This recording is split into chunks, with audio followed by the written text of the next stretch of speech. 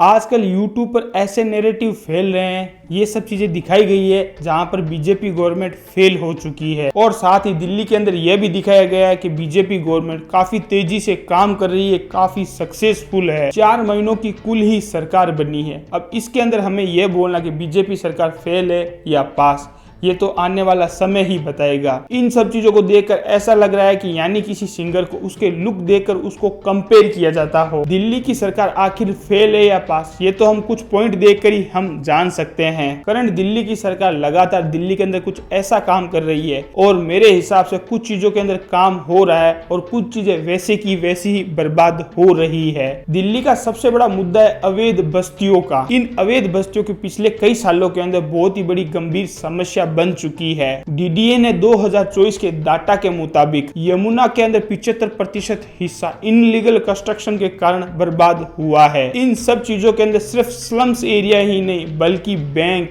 Hall, यहाँ तक कि बड़ी बड़ी दुकानें और इमारतें भी इसके अंदर शामिल है। इन अवैध कब्जों की वजह से दिल्ली के अंदर सड़कें, ड्रेनेज सिस्टम और यहाँ तक कि ट्रांसपोर्ट सिस्टम पूरी तरीके से तबाह हो चुका है। उदाहरण के लिए केएमपी एक्सप्रेस जो कि सराय रोला काला से अरावली रेंज से गुजरने वाली थी, इनलीगल स्लम्स एरिया की वजह से इसको रूट को बदलना पड़ा और इससे क्या हुआ, कॉस्ट और भी ज्यादा महंगा हो चुका था। रेलवे लाइन के पास जो ये घर बने हुए हैं, इनके ऊपर से जो लाइन गुजर रही है, सीधा सीधा ये एक जान और हानि का खतरा बन सकती है। और ये वही जो जमीन जिसके अंदर स्कूल, हॉस्पिटल और पार्क के लिए ये जमीन रख रखी थी, वहाँ पर इनलीगल बस्तियों का कंस्ट्रक्शन बहुत ही ज्यादा बढ़ चुका है। लोगों से और जानते हैं क्योंकि यहाँ पर देखिए अवैध तरीके से रहना। बोलूँगा नहीं, मेरी तबीयत है खराब, तबीयत खराब हो रही है हमारी।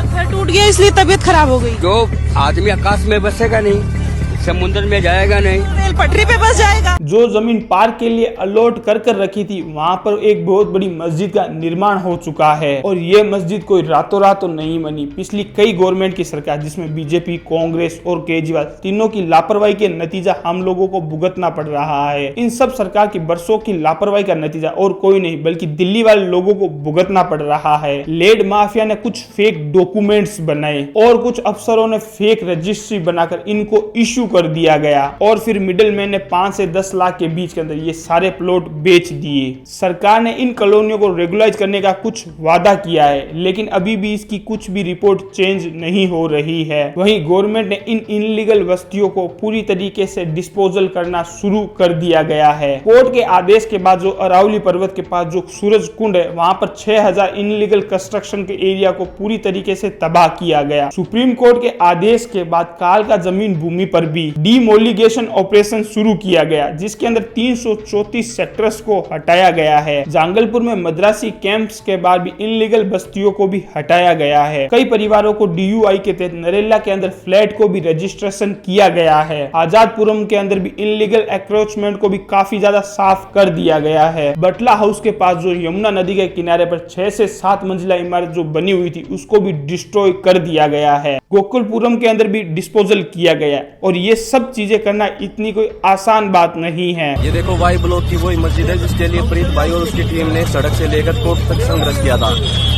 आज तक सुनने में आया था कि औरतों का मस्जिद में घुसना हराम है। आज तक इस मस्जिद के अंदर औरतें घुसना पूरी तरीके से हराम थी। टोटल 146 किलोमीटर के एरिया को इनलीगल बस्तियों को पूरी तरीके से रोड क्लीन कर दी गई है। ये सब कुछ सारी चीजें पिछले कुछ दिनों के अंदर हुई है। कुछ लोग इसका बहुत ही ज्यादा क्रिटिसिज्म कर रहे हैं। अब कितना सही है और कितना गलत ये तो आप ही तय करेंगे। अगर हम सफाई के बारे में बात करेंगे तो बीजेपी पिछले 20 दिनों के अंदर मेगा क्लीन सिटी के रूप में एक लॉन्च प्लान तैयार किया है। इस अभियान के तहत 33,800 सैनिटरी वर्कर्स लगातार काम कर रहे हैं और 35,000 ड्राइवर है जो कि इस लगातार इस रोड को क्लीन कर रहे हैं। 9,892 मेट्रिक टन कीचड़ को निकाला गया है जो कि दिल्ली की ट्रेनों से अंदर से निकाला गया है। 11,131 चालान इशू किए गए हैं। 37,628 पोस्टर, 8,399 बैनर को हटाया गया है। दिल्ली के अंदर सारी वॉल्स का डेकोरेशन किया गया है और 4,140 लाइटों को ठीक किया गया है जिनमें से 284 लाइटों को नई लगाया गया है ताकि डार्क एरिया को कम किया जा सके। मार्केट और बड़े बड़े मॉल्स के अंदर प्लास्टिक को पूर्ण रूप से बैन लगा दिया गया है। पब्लिक टॉयलेट और सिविल लाइन को डीप क्लीनिंग किया जा रहा है। ये जो सारा काम है जो मैंने बताया है, ये सारी चीजें पेपर पर तो हो रही है और मीडिया में भी ये बात लगातार छप रही है,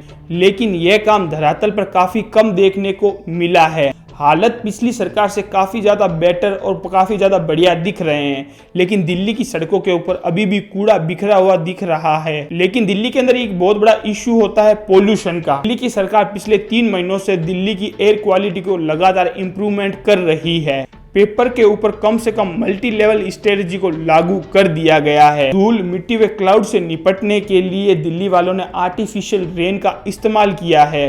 कंस्ट्रक्शन साइट पर 14 पॉइंट के ऊपर मल्टीनेशन प्लान लागू कर दिया गया है। 500 से ज्यादा स्क्वायर फीट के एरिया के ऊपर सबसे ज्यादा एयर गन को भी देखा गया है, जो कि स्मोक को कंट्रोल करती है। जो वाहन 90% से ज्यादा प्रदूषण कर रहे हैं, उन वाहनों को दिल्ली के बाहर ही रोक दिया गया है और डीजल ट्रकों को दिल्ली के बाहर ही रोक दिया गया है। अब डीजल ट्रक दिल्ली के अंदर नहीं आ सकते, सिर्फ BS6 वाले ट्रक ही दिल्ली के अंदर प्रवेश कर सकते हैं या फिर इलेक्ट्रॉनिक ट्रक ही दिल्ली के अंदर प्रवेश कर सकते हैं, ताकि गाड़ियों का प्रदूषण तुरंत के तुरंत कंट्रोल किया जा सके। दिल्ली के अंदर 70 लाख पौधे हर साल टारगेट किया गया है इन पौधों को लगाने के लिए। अर्बन पार्क जोन भी बनाए गए हैं ताकि दिल्ली के अंदर एयर क्वालिटी को इम्प्रूव किया जा सके। आप सब लोगों को क्या लगता है, ये दिल्ली वाली सरकार कितना ज्यादा सफल काम कर रही है या नहीं? आप मुझे कमेंट सेक्शन के अंदर जरूर जवाब दीजिए और इसी तरीके से अपना प्यार बनाए रखिए। जय हिंद, जय भारत।